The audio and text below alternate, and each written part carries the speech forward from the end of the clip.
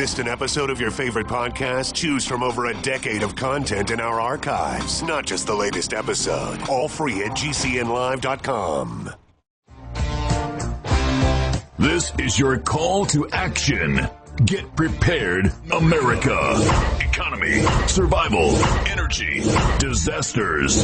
This is USAPrepares.com. Informative radio, educational radio. Interact now by emailing instructor@USAPrepares.com or text at 434-390-7953. Class, please take your seats. Now, your instructor, Vincent Finelli. Everyone all set, cocked, locked. Here we go.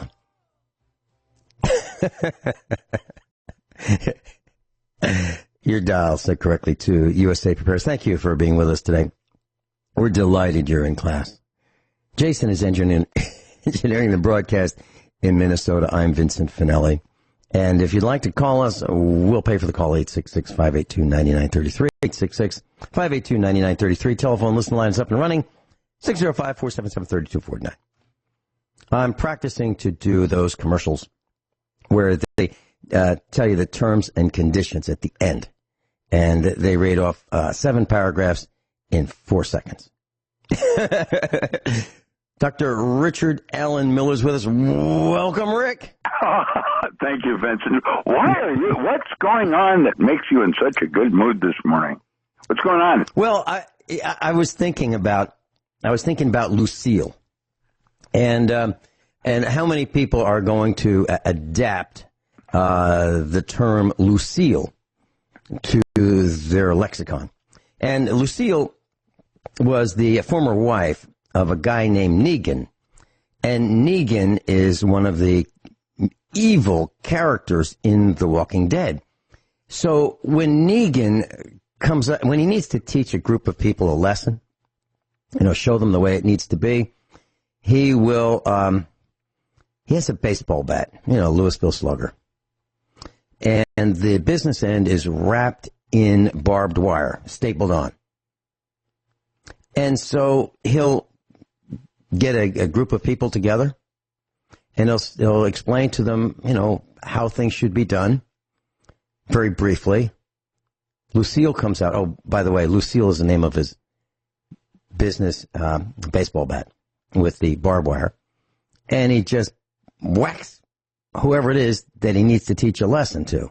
The problem is they never survive the lesson. And so it's really for the whole group. And I'm wondering how many people are going to start using the term Lucille. Well, Little Richard used to sing that song. And yes.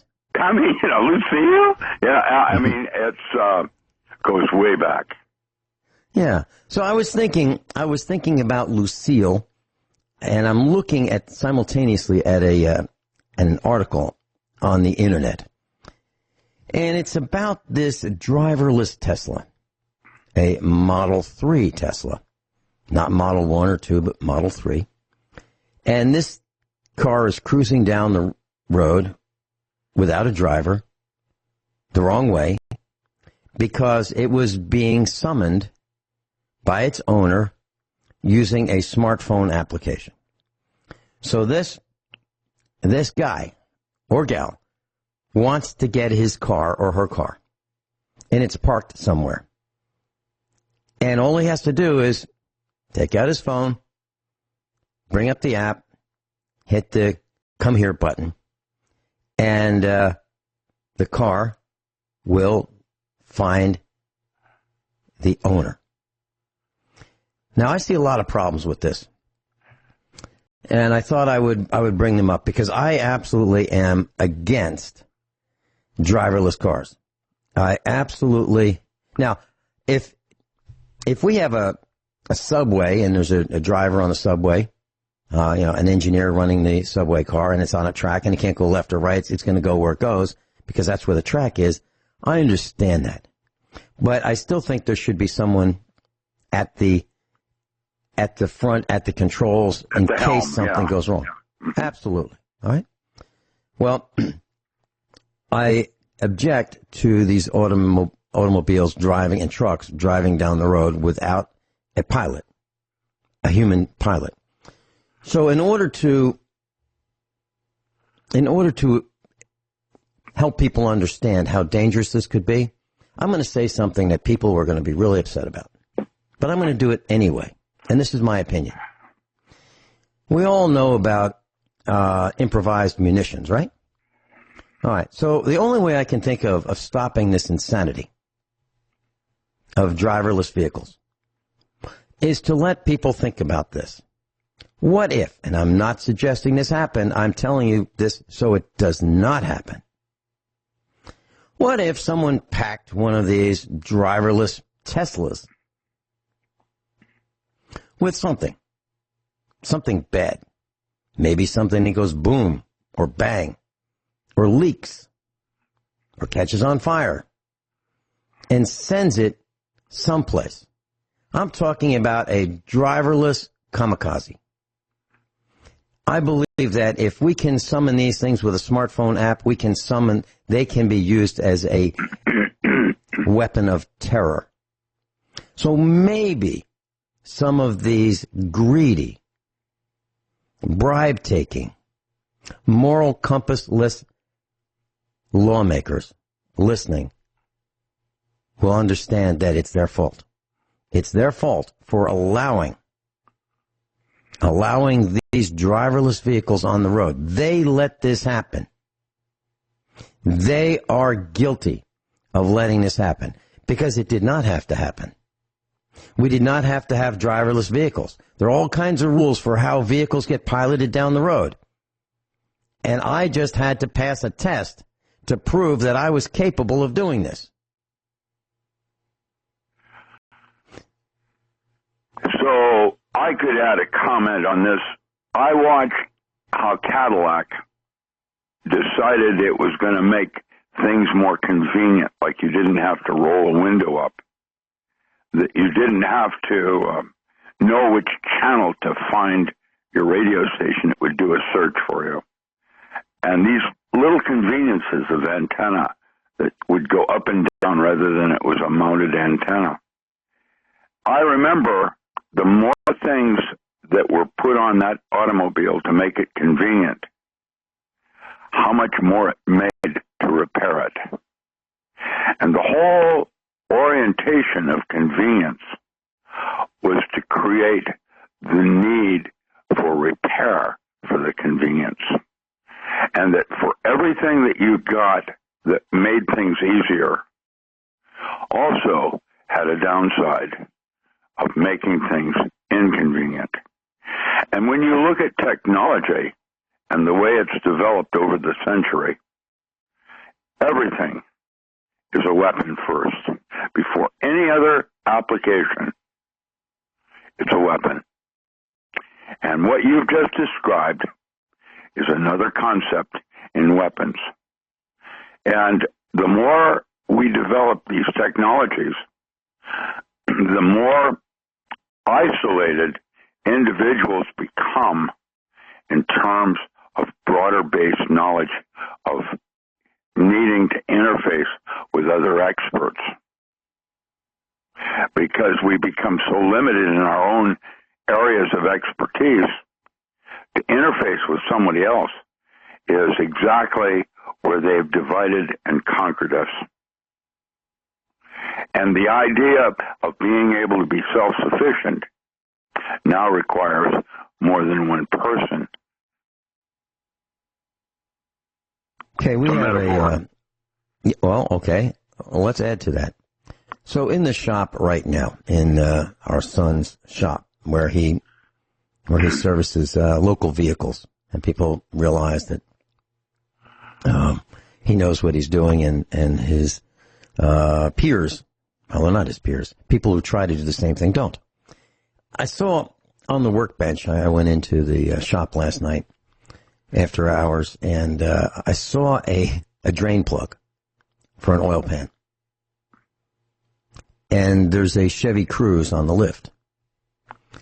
And I saw next to it 2 brand new drain plugs that fit the same vehicle. And I didn't ask him about this. He doesn't even know I'm talking about this. And the reason that they're there, the new ones, is because whoever serviced the oil change last time, rounded off the drain plug, so you can't easily remove it or replace it properly with a wrench or a socket. And can you imagine that? Now, when I remove a drain plug, I try, whenever I can, I go through the extra effort of using a 6-point socket, because that's what the drain plugs are. They have 6 points. And that 6-point socket or 6-point wrench fits the best. I don't use the open end side. I use the box end side. And I try to find a 6-point socket or a 6-point wrench, so I don't strip or round off the head of the drain plug. Well, this thing was rounded, so the only way you could get it off would be with a pair of vice grips. That means the only way you can put it back on is with a pair of vice grips, which means that you really can't tighten it the proper amount because you really don't have the right tool.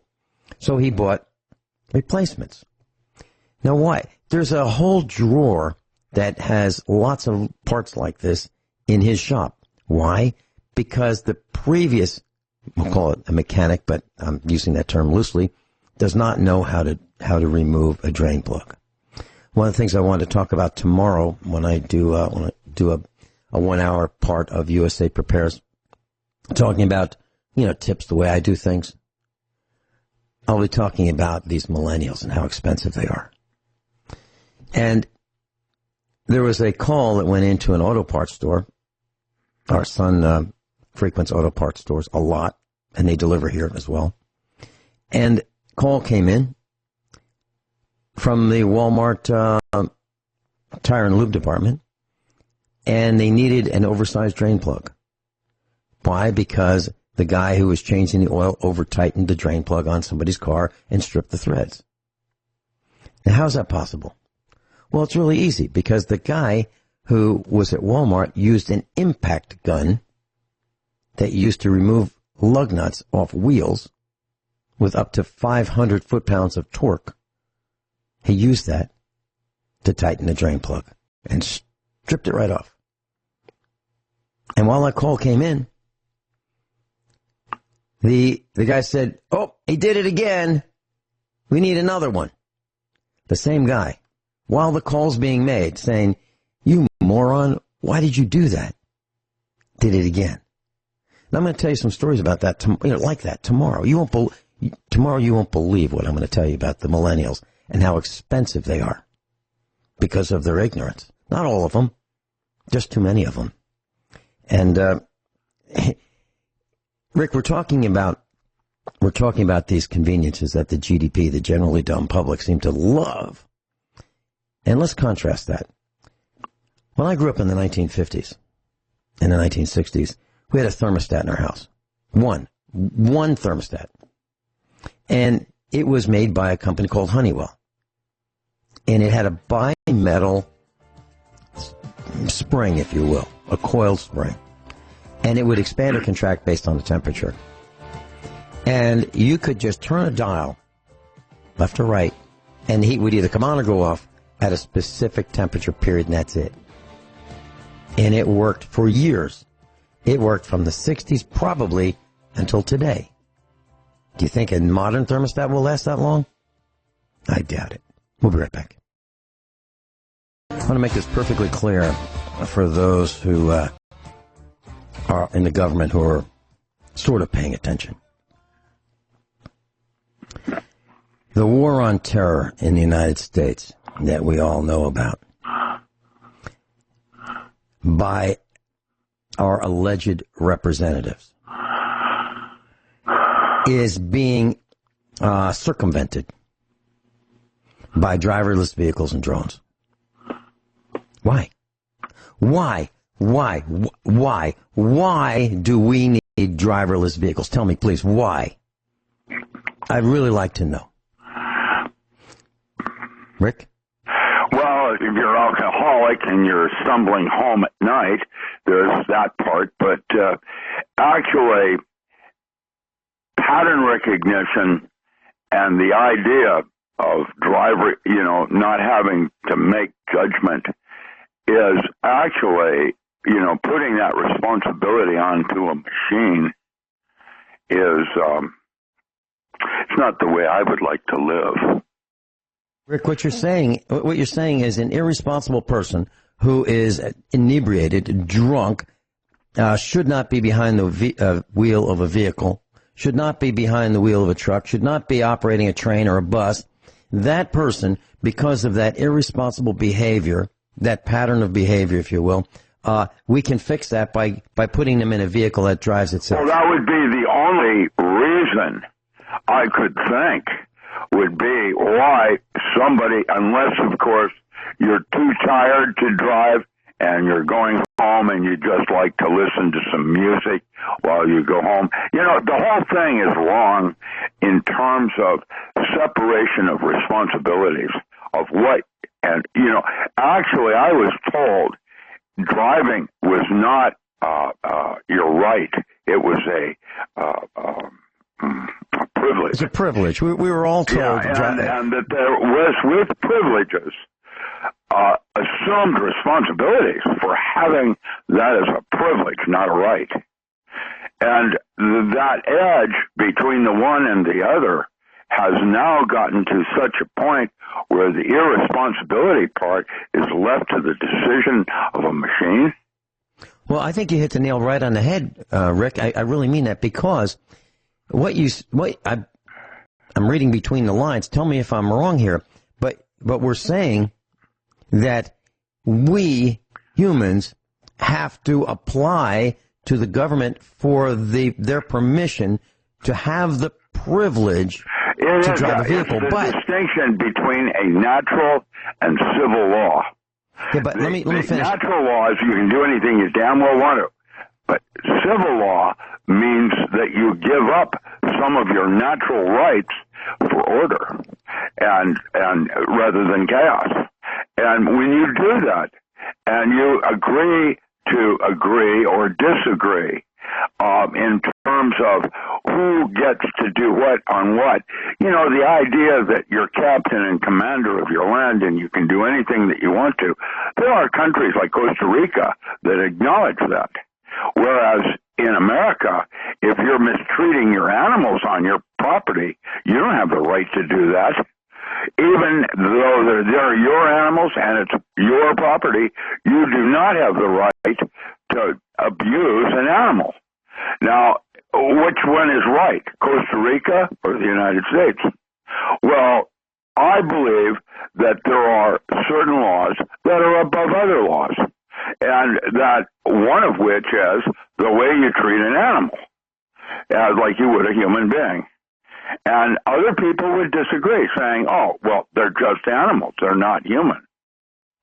And the idea of leaving that decision to a machine because you're too tired or you do not have the awareness necessary to exhibit that responsibility, that's the idea of the distinction between natural and civil law, and why we have civil law so that groups of people can have order rather than chaos.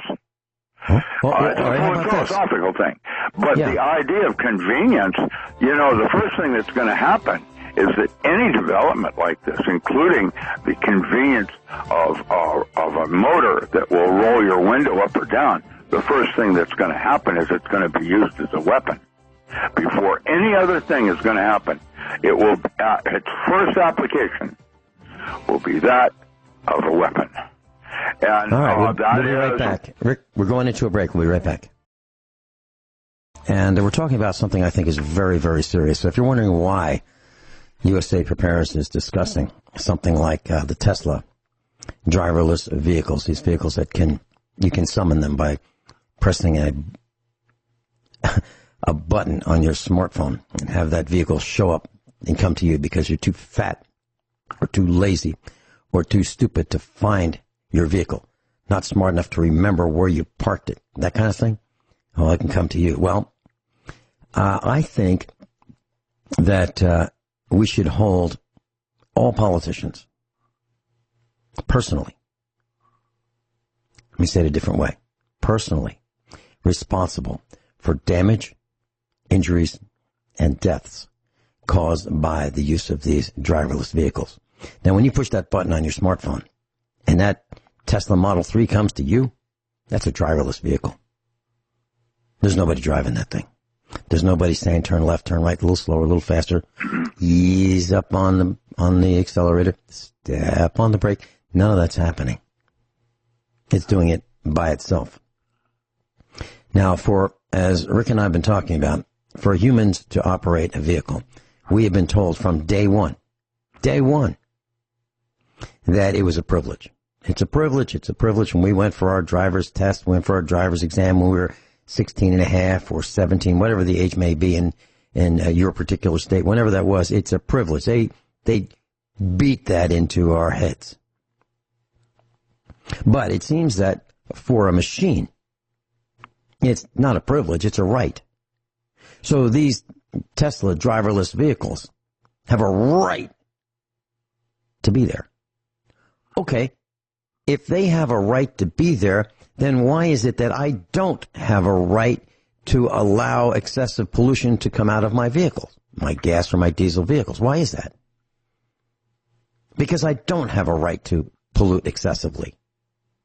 I have an obligation, a moral obligation, to reduce the pollution as much as possible and eliminate it if I could, but I can't. It's impossible to do that. Rick?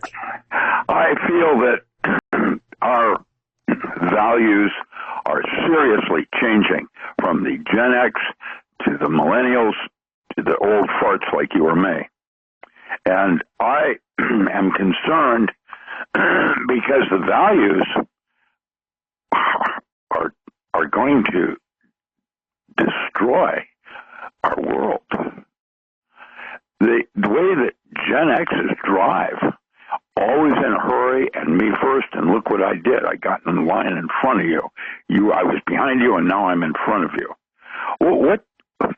What competitiveness is necessary in driving where there isn't courtesy and respect?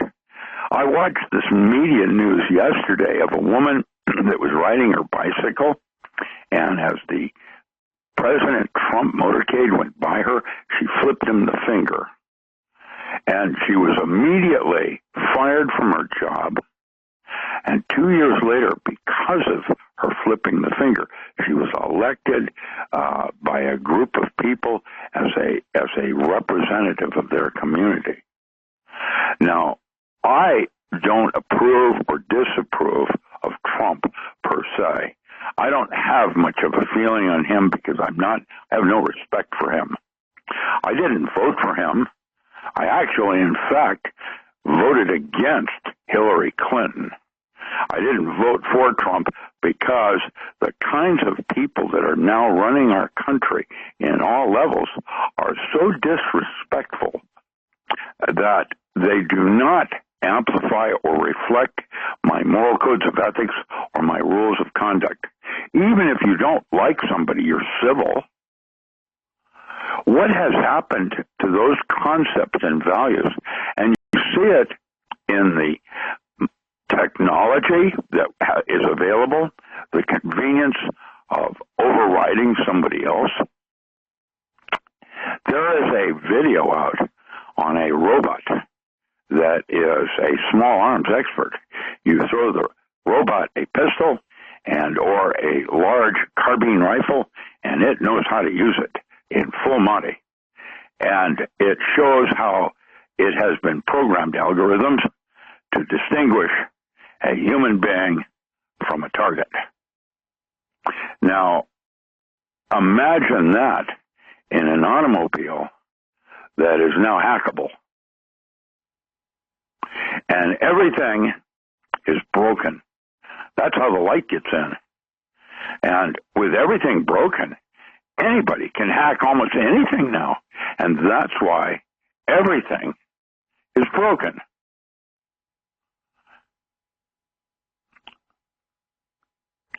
It's not about convenience anymore. It's about values and moral codes of ethics. Rick, let me share something with you. You're talking about values. USA Prepares, one of the things that we do is we talk about things that have happened in our lives. And we share these stories. And the reason we share these stories is not so our class can say, wow, the instructors are saying, look at me. No, that's not what we're doing. What we're doing, the reason that we tell these stories, and I'm speaking specifically of me for certain, is so that I can share with you things that have happened so that you can say, wow, I guess I'm not the only one. It happens to Vin too. All right? So here's a story. It's about morals and values. So I received an email from a man, who is a broadcaster on a radio network that carries USA Prepares.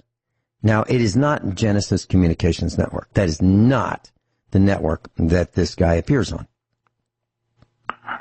But I'm on the network that he is on. Okay? But it's not GCN. And this guy sent me an email, and it had the F word in it right up front in the email. And the recipients of this email were several people, including a former nun. Smoke was coming out of my ears. I was livid that this guy had the gall, the nerve, the carelessness, the recklessness to send me an email, someone he's never met, with this profanity in it. Whether it's a quote from somebody else or not, it does not matter. So this guy sends me this email. I counted to maybe one. And I fired off a response. And I included everyone that he sent this out to. And I said, don't send me any more. I'm paraphrasing. I don't approve of this. I don't want to hear it. I don't want anything from you. Don't send me any more emails. I'm offended. That was my message to him. So what does he do? A little time goes by, he sends me another one. And I say, respond to everybody that he sent it to. I let them all know. This guy doesn't get it. So this is your second notice. Do not send me any more emails. I guess you didn't get the first response. But I got communiques from other people who received the email from him. They received my response, and they commented on my response to him and them, saying, don't send me any more emails. Okay? He did it again a couple days ago. So I responded like, I don't think you understand. Don't send me any more emails. And I deleted the line where I typed in, it saved me the effort of blocking you. But I removed that from the email. And I sent it out to everybody else. And I got a phone call from someone who received my email. And he said, how come you take exception to this guy and you will not tolerate his use of profanity, but yet you don't dress me down because I use profanity once in a while? And I said to him, I bite my tongue. So let me ask you this. I said, so do you think that when someone uses profanity, it increases their argument, or do you think it decreases their argument as to what they're trying to say? Does it decrease the value of it? He said, in his words, so much, it lessens the argument. And I said, right. End of discussion. So what I tried to say is, when someone's F this, F that really doesn't make the argument any stronger. It weakens it. And I'm not going to be part of it. It's the concept of anonymity, and it's when I send a bunch of bikers to his doorstep that he gets the full money of the message. Yeah, and this profanity. He wants to be offensive. Try this out for offensiveness. Well, here's the point, and you said this in so many words, that we are losing our moral compass, or we have lost it, and politicians are now using profanity as if it is a normal way of discourse. It is not. It's not acceptable. Anyone who uses profanity, I don't want anything to do with them. I certainly don't want them representing me. And this Katie Hill gal, who is involved in these sex trysts, her husband and another woman, a threesome. You think I want her making laws that relate to me or anyone like that? And like Willie, little Willie, in the White House. You've heard it. Oh, what he does in private, it doesn't affect, his ability to be a great president, little Willie. No. Really? So he's having sex in the Oval Office? And it's a power thing of uniqueness and look what I can do. Right. And look what I can do is a thread that goes through everything little Willie does, like getting a haircut on an airplane and holding up traffic, right? Because he wants to meet with someone, or Al Gore, and they're holding up traffic on the runway because they want to talk to somebody, and they're important. How about the guy who's trying to fly his little Cessna, and Air Force One is going to be in the area, and they make him move miles and miles and miles out of his way because Air Force One's there. How about that? Or how about if he wants to land on the airstrip, and Air Force One is there because little Willie's getting a haircut? Well, that's the whole concept of the amendment. All people have equal rights under the law. Have equal rights, no matter if you're a criminal or you're a lawmaker. Equal rights under the law.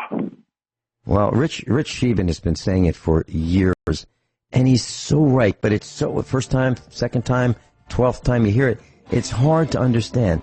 But the point is, if they can do it, meaning the lawmakers, the police, the alleged representatives, if they can do it, then you should be able to do it. Whatever it is. Equal and rights. As soon as that happens, they're going to have to stop because they'll realize how bad it will get. We'll be right back. Dr. Richard Alan Miller is with us. Rick, when I was 17, I had the honor of earning a job as a submarine sandwich maker. And I thought it was so cool because not everybody got to have a job. And I was offered a job, and I would make submarine sandwiches. I would peel the lettuce, slice the lettuce in a meat slicer, slice onions in the meat slicer, clean the meat slicer, slice the meats, from the holes like a delicatessen would if you went to buy sliced deli meats and cheeses. I'd slice all that, and I got to mop the floor with a wet mop. I got to wash the windows. I got to fill the soda machine. I got to do it all. Serve the customers. And when I arrived at work, in my car, I would park not in the first spot, not in the second spot, not in the third or fifth spot. I'd park on the other side of the parking lot so that the customers could have the best spots because they were the customers. Did you have an experience, anything like that? And it was an honor because I was able to, as an employee, that was my first job as an employee. I was an entrepreneur before that. But I actually got paid and could buy money. I could earn money to pay for gasoline and fixing my car and replacing the broken parts when I raced my car on the weekends. Did you have an experience like that? I'm going to step back for a minute. I'm appalled at what I'm looking at just in the news this morning and what ABC and CBS and NBC consider important to the public and why they choose one thing over another to talk about and feature as the most important thing going on right now. I don't know if you've noticed at all, but our news reporting is at an all-time low, in my opinion. I have never been so embarrassed for reporters and what they think are important to report to the public. And I'm changing gears here and moving it up a bit and stating that nothing that is being told us in the media is real. Why? And who is doing that, and for what intent?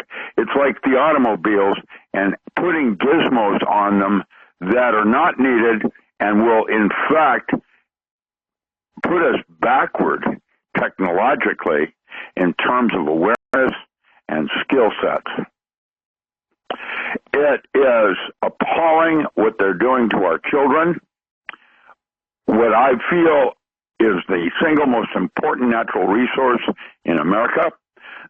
I'm watching the fires in California and recognizing that the reason that they're out of control and burning so hot is the aluminum oxide that has been deployed on all the trees from the chemtrails. What are the chemtrails for? Are they to try to help global warming? Global cooling? What exactly is going on with the so-called Carbon Act? And what is that all about in terms of our environment? And do you think that even someone as smart as me understands what's going on? I have no clue. I can tell you I have no idea why they are deploying aluminum oxide in our atmosphere. But I can tell you that all the trees are coated now with aluminum oxide, and why the forests, when they burn, are so much hotter than a normal forest fire that they're out of control. I can say there is some idea that they're doing this with intent to somehow deploy a reason for moving citizens from one part of California to another. I can say that because that's obviously what's happening down there. I can tell you that 5G technology is more dangerous than nuclear energy, and deploying a nuclear weapon in the atmosphere for a firestorm. And yet nobody's reporting that or talking about that in the media at all. How dare them in terms of educating our media? And I'm pointing my fingers at ABC for withholding Snowden reports and the pedophilia that's going on in America as a regular situation. It's just, I don't know where to begin with all of this except to say that it's no wonder the value systems of Gen X and the millennials are changing. And look at what we're getting as a result in terms of accidents. How many cars do you see where the tailgating is a way of life? Why? Okay. All right. Well, how about this? How about ABC spiking the Jeffrey Epstein? That's Clinton, exactly what I was Prince referring to. What Andrew gives them the right to do something like that? Yeah. And to withhold that information, because why? Oh, I would absolutely recommend everyone boycott ABC. So we're talking about Teslas. We're talking about driverless vehicles. They're working on the truck too, and an over-the-road truck, an 18-wheeler, is limited to 80,000 pounds, 80,000 pounds. Now, what can you put in a truck? Well, I think you need to think about what you could put in a truck. Let me back up just a little bit. So how many people can a Tesla car carry? 5. Let's say each one of those weighed on the average of 200 pounds. 200 pounds times 5, because you don't need a driver, right? It's 1,000 pounds. Now, that could be 1,000 pounds of protoplasm. Could be 1,000 pounds of gasoline. It could be 1,000 pounds of toxic, noxious gases. It could be 1,000 pounds of things that go bang. It could be 1,000 pounds of anything.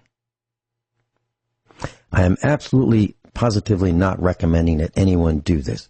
I am just trying to get the message clear to you that when you see these parasites masquerading as alleged representatives, these bribe takers, that you need to corner them, or forget the corner, expose them in public and say, what's the matter with you? Don't you know? Didn't you think about this? Didn't you realize that these things could be weapons of terror? With remote controlled devices, these could be kamikazes without the pilots? What's the matter with you? Ban them right now. Elon Musk is dangerous. He wants to put thousands of satellites in space, beaming millimeter waves all around the planet so that you can download a movie faster. Really? Really? I'm livid. Absolutely livid. And Rick mentioned boycotting ABC. Well, don't stop there. Let's add AT&T to it. Why? Because AT&T was selling unlimited everything. Voice, data. But they weren't delivering it. They sold something that they did not deliver. Look it up. So, am I boycotting ABC? Of course. Have I been? Of course. AT&T? Of course. I try to buy nothing from those organizations. Nothing. I try to buy nothing brand new anyway. For many reasons. One, I don't want them to have the revenue from me. I would never buy a new car. Why? Because I don't want them to have the revenue. If the car's already out there, someone already paid the tax on it, and the other tax, and the other tax, and the other tax, then I might consider buying that vehicle if I can get it for less than the sales tax that the original owner paid for it. Then I would consider buying it. Yes, we need to boycott. Yes, we need to make our voices heard. And that's one of the reasons why we do what we do here at USA Prepares. I noticed that Steve Elkins had called in and he dropped off, but Steve, if you'd like to call back, please do. Please do. Rick, any comments on that? No, but of course, I apologize for my tirade. I guess I'm just getting old. I don't want to do this, but the more I see, the worse it is. I've taken the opposite approach, Rick. The more I see, the more I want to do it. The more the trolls beat me up, the more I want to come out swinging. The more the state comes after me, the more I want to expose them. That isn't what it. I meant. I mean, I don't like to drive in town anymore because of the way the Gen X's drive. And when I say that, I mean, they're rude. They think they're, proving something on how cool they are by getting in front of you because they cut you off. What? All right. I'm gonna move forward to a topic that I was going to talk about tomorrow. Sure. And this angers me so much. Steve Elkins, please stay with us. Tell you what, let me put him on the air right now. Welcome, Steve. Hey, guys. I'm going to tell a story. I told you this story off the air, Steve Elkins, but I want the class to hear this. I was going to tell it tomorrow, but I've got some other stories for tomorrow as well. So I think about the Ferraris, the Lamborghinis, the Maseratis, all of these magnificent pieces of art and machinery combined. And I think about how expensive they are. And I think about the guys in the factory and the gals in the factory who are engineering, designing, crafting these vehicles. And they sell them for $200, $300, $500, $1 million a piece. And 500,000 million or more.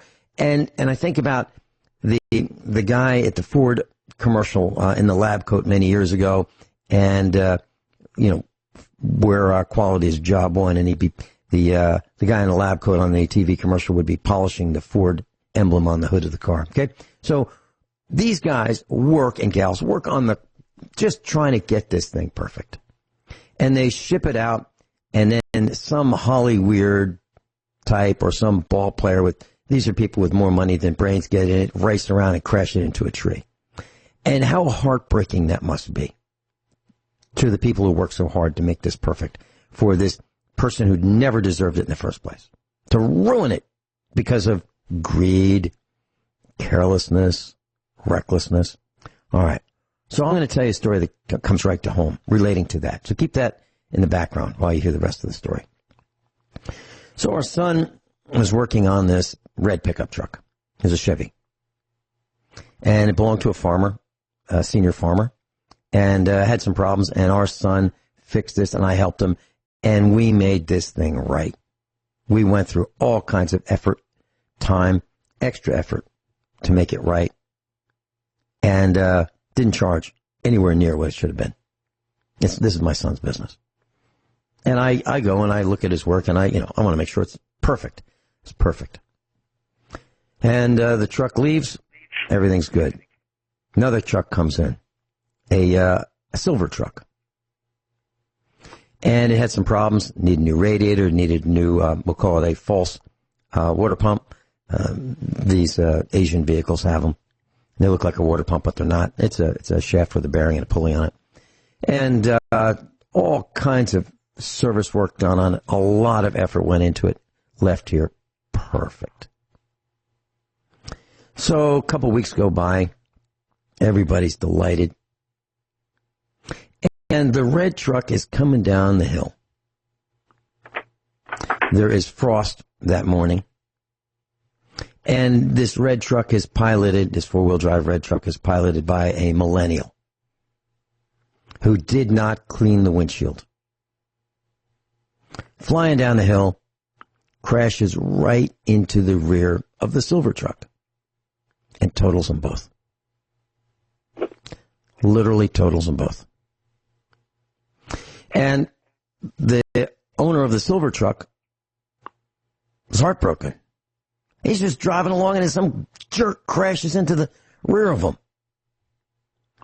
And he happened to stop over here this morning for breakfast just before I went on the air. And I said, I'm furious about what happened to your truck. He said, he's heartbroken. He said, but everybody says he's such a nice kid. And I said, no, he's not. He's not a nice kid. Because a nice person would have paid attention.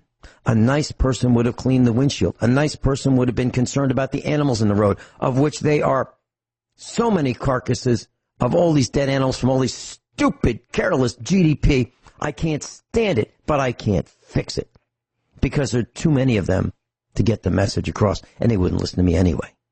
They're so stupid they won't even lower their electric bill. That's what we're facing. And that's just one small story. These millennials are everywhere. They've infected our lives. They work at Walmart. They work at Home Depot. They work at Lowe's. They work at Sam's Club. They can't even get eyeglass orders right. And I'll tell you that story tomorrow.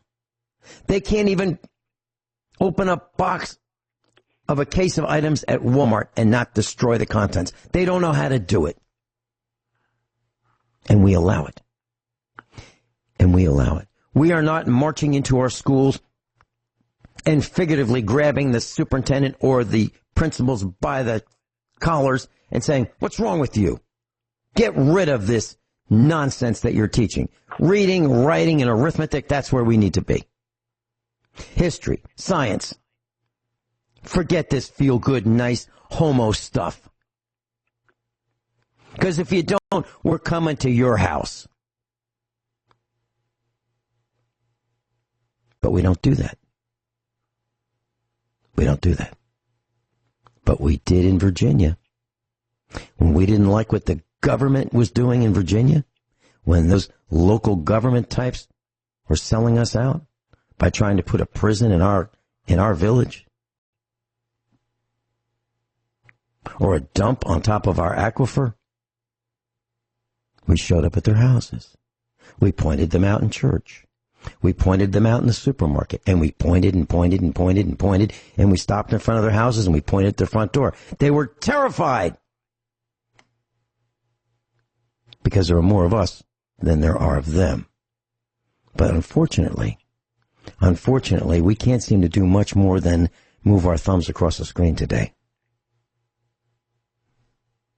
Steve Elkins, your comments?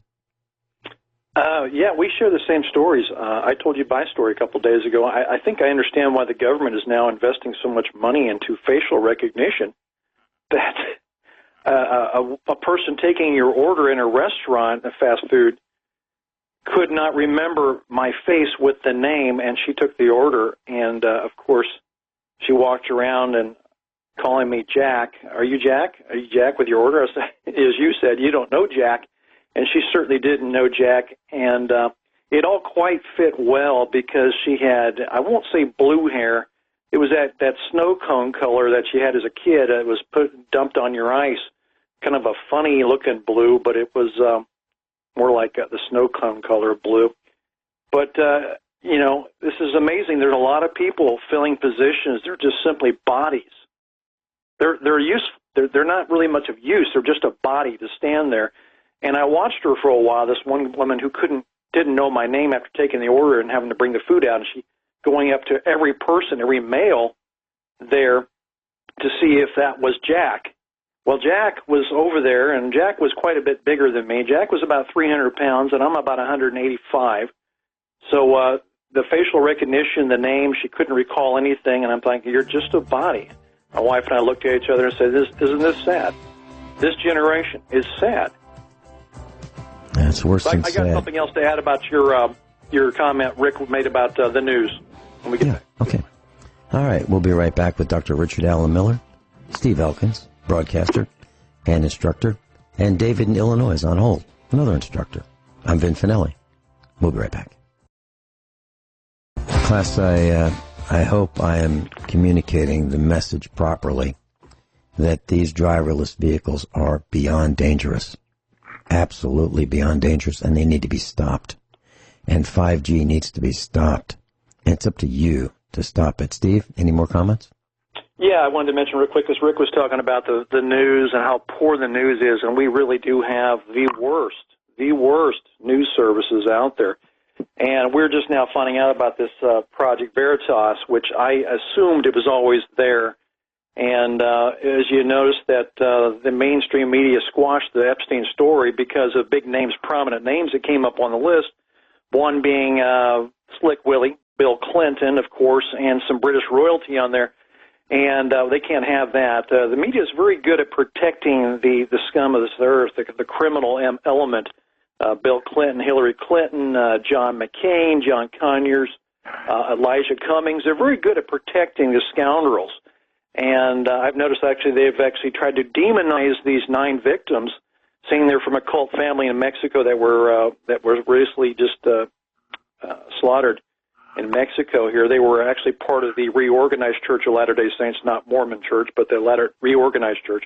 But how low can they go? These people, it's amazing that they'll protect the scoundrel, the scum, and drag other good people's names through the mud.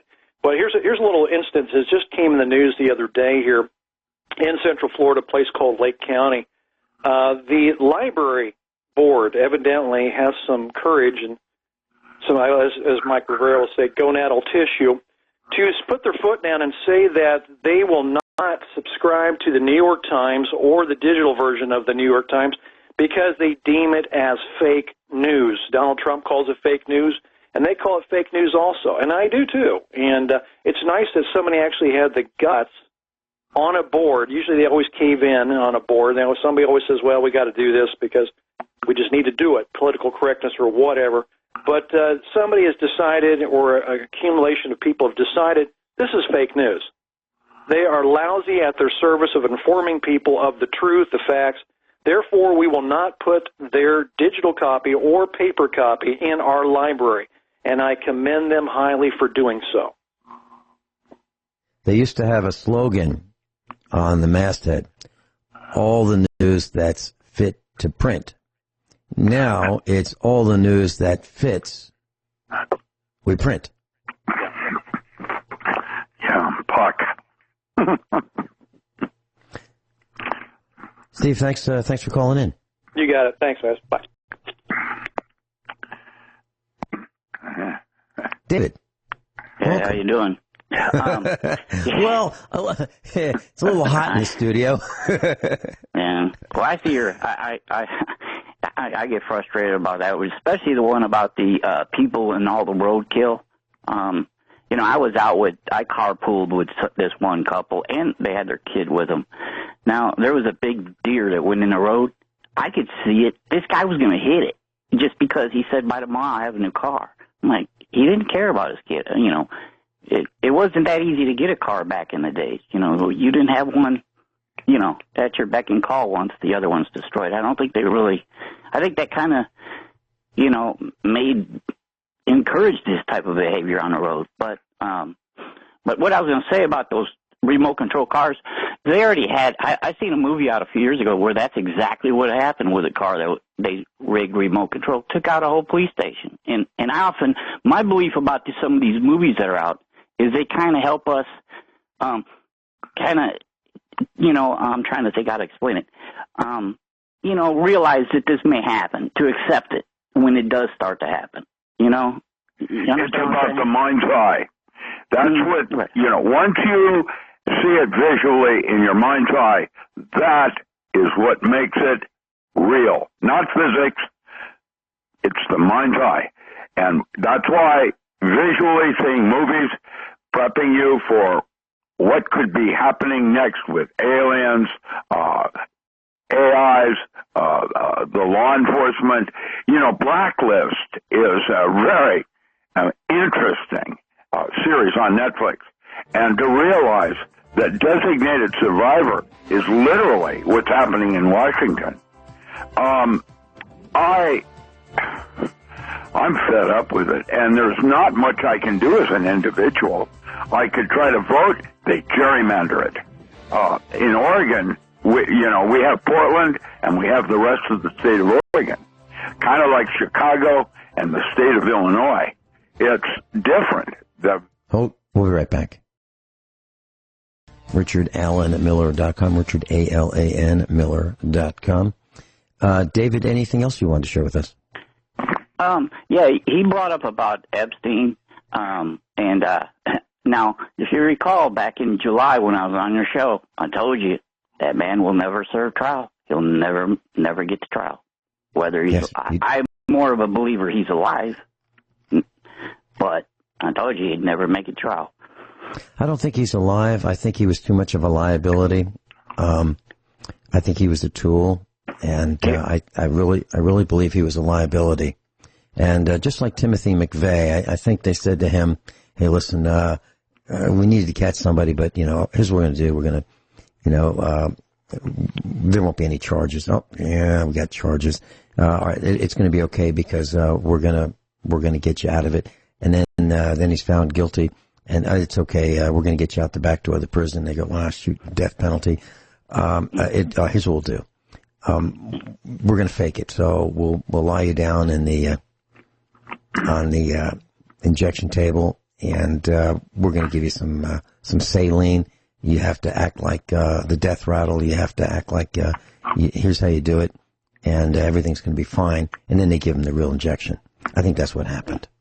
Yeah, well, I promised Dee I wouldn't discuss the McVeigh thing, so that's off limits for me. But the reason I think Epstein's more alive, first of all, everything that happened there was too coincidental. But the judge ruled on his assets right away and told those people, no, they you know, he ended that court case right away. Well, if the guy's gone, what's the, you know, use? But he's the kind of arrogant guy that would not want, even if they faked his death or whatever, he would want to take that. He wasn't, I can't see him being that kind of guy that would, you know, hide out in somebody's shed. You know? Yeah, that makes sense. Sure. Yeah, that's sure. Why I think he probably is. That I think he is. I'm not 100% sure and certain that he still is, but I mean, knew he is alive? Yeah, Yeah, I'm not 100% certain, but the money aspect and, dropping all those cases so quickly, he got that money, he manipulated to get those resources. He wasn't going to let somebody take that, so that's my main reason. Plus, there's too many things that went wrong, over that situation, especially the 2 guards falling asleep. You get appointed somewhere that day, you mean you're going to all both just crash at the same time while you're on duty? No. But no, I really think he was murdered, only because they just couldn't let him live. He knew too much about too many people. They just could not let him live. Oh, and I agree. Class, if you want, for your own education, just type in Clinton, as in Little Willie, and type in comma, the character comma, and then type in death or deaths, Deaths. See what happens. See how many people died around Little Willie. Anything else, David? No. Yeah, I hope you don't get a little irritated. I started listening to some of the other shows you're on, and trying to call into them, and sure. Why would I get irritated? Well, why would I get? I trust you, and I trust your show, and I started listening to them because you've been on their shows, so it's a loyalty thing for me. Well, I appreciate it, and I'm loyal to you as well. I consider you a dear friend, even though we've never met, and I'm very serious about that. And I've said some of the best friends I've made are people I've never met. It includes Kyle and Sharon and Gwyneth and Miles. The people Werner Bach. There are a number of people I've never met. I actually had somebody. Yeah, somebody actually called me a couple weekends ago, and they started quizzing me about the Gacy situation. They wanted to know what houses were in the area, and apparently to them, we may have been right in the back of his house where he was pouring the concrete. I told him. So yeah, but I do appreciate your show. Just letting you know that, and I love it lately. You guys. Okay. One quick question for you, David. I don't know how to ask this to the class because there's no way of contacting me, for the most part, for most people who are in class. If you know me already, then you know how to do it. Otherwise, I don't have any contact information publicly available. But I've been doing some broadcasts about things that are, I've written down for a book I probably will never publish. But what do you think about that kind of broadcast? Do you think that I should continue that or jump ship on that, abandon it? No, I think you should keep doing it. It's because I knew some of the stuff that you're talking about, but there's a lot that I didn't even think of, wasn't aware of it at all. So yeah, okay. Like the oil for the generator. I've would ask people about oil and just use this. So yeah, I was wondering what better oil to use for generator and lawn equipment, and so now trying to purchase that in my area because nobody seems to be smart enough to know where it's at is another story. I think I'm going to have to order it. All right, Guy. Hey, thanks so much for calling in. Thank you. Hey, bye. Bye-bye. That was David in Illinois. David. Okay, Rick, here's something that I was hoping we get a chance to talk about. So the United States Air Force has announced a plan to deliver power to military bases in remote locations that don't seem to have stable power sources. So what they've done is contracted with a corporation, Northrop, and this is a $100 million partnership between the defense contractor Northrop Grumman and the Air Force Research Laboratory to develop a system of satellites and with solar panels to harvest solar energy while in orbit around the Earth and then transmit via radio waves that energy. These solar panels will cover about 10,000 square meters. So to put that in perspective, to a radio class, that's about 2.5 acres. Another way of looking at that, it's about 2 football fields of solar panels. And they are going to convert that, probably at the satellite, to radio waves and transmit that, beam that down to Earth. Now, I'm thinking about what would a lens look like, a magnifying glass lens. We all used to burn leaves with magnifying glasses, right? Didn't you do that, class? Take a magnifying glass on a nice, bright, sunny day, burn holes in leaves. Maybe even put your finger under there for a second until you realize how hot it was and you scorched your finger. And I don't recommend anybody to do that, but, we tried it. So now we're looking at 2 football fields of energy gathering solar panels, conversion technology to convert that to radio waves, and beaming that down. So think of that lens, that magnifying glass, 2 football fields in size, or 2.5 acres in size. Rick, any concern? Well, yeah, that's a Star Wars weapon. I mean, imagine being able to beam anything from space with that kind of power onto a house that you just happen to think is full of criminals. Yeah. Or right out of the gate. I mean, what we have here is an off-the-grid controlled device that, as the grid collapses, we're still existing, and we have a weapon in space to beam anything we want to, anywhere we want to eliminate anything we want. Anything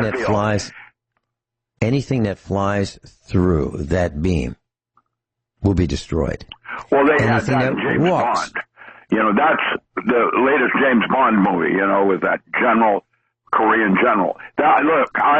This is, everything is a weapon first. Everything. Well, I'm thinking, I'm looking out the studio window, and in the front yard, and I see our cows, bumping up against the house. And they're so peaceful, but if they walked in the path of this beam, they'd be cooked. Birds flying through it, a flock of birds will be cooked. Bees, anything in the path of this device beaming down will be cooked. And because this is designed to beam energy to remote locations, that means it's steerable. That means it's pointable. That means it's focusable. That means it can be sent anywhere they want to send it. Yeah, just as a weapon, right out of the gate. It's not about power. It's about power. Yeah, and if you want to talk about fires, listen, we could set, the town on fire. We could set the county on fire. Look, they are setting the forest on fire. Imagine that. And I was thinking about what you said about aluminum oxide and how we are being dusted with aluminum oxide. So the way I see it, Dr. Richard Alan Miller, is that our IQs are being coated with aluminum oxide. Actually, our IQs are so thickly coated with aluminum oxide that so many people can't seem to even find their IQ because they're buried in aluminum oxide. We've got to get this stuff to stop. That what causes Alzheimer's? Imagine that. Absolutely. And you can say GDP equals Alzheimer's. Rick, tomorrow I'm going to talk about eyeglasses. I have been trying to buy a pair of eyeglasses for months. I just got the call from the Chinese factory outlet. They've made, between Sam's Club and the Chinese factory outlet, they have made 6 unacceptable pairs of glasses for me. 6. In a row. Nobody can get it right. And I'll go into the details on that story tomorrow. Unbelievable. We are surrounded by incompetence. We are surrounded by neglect. We are surrounded by me first. We are surrounded by greed. We're surrounded by millennials and Gen X's. We're surrounded, period. It's creepy. And I think they're kind of smiling, saying, y'all better knock it off on account of we're going to be pushing your wheelchairs. Yeah. There's I'm a very wonderful concerned. series on Netflix called Daybreak. You want to have some fun? Watch that one for Walking Dead. I just wrote it down. Daybreak. Okay, here's the next one. So we talked about the satellite with the solar panels and the conversion technology to beam radio waves down. Well, the U.S. Army is going to test a 50-kilowatt laser weapon. 50 kilowatts. 50 kilowatt. That's 50,000 watts. It's a laser. And what can you do with a 50-kilowatt laser? Oh, you can incinerate a drone, a helicopter, a plane, and a missile. How fast? How fast does this go? Speed of light. We'll be right back. Dr. Richard Allen Miller's with his class. Just let me put this in perspective for you. If you were to discharge a 45 ACP cartridge, the bullet, the projectile, would travel around 835 feet per second. If you were to discharge a cartridge from an AR-15, a 223, it would fly at about 3,000 feet per second. Now, it depends on the bullet weight, and it depends on how far from the muzzle you're measuring the speed, but these are rough numbers. So 45 ACP, 835 feet per second, 223, about 3,000 feet per second. Now, this new, really cool Army laser, this 50-kilowatt laser, will fire a beam at 186,000 miles per second. That's the speed of light. Rick, what do you think about that? Is that cool or what?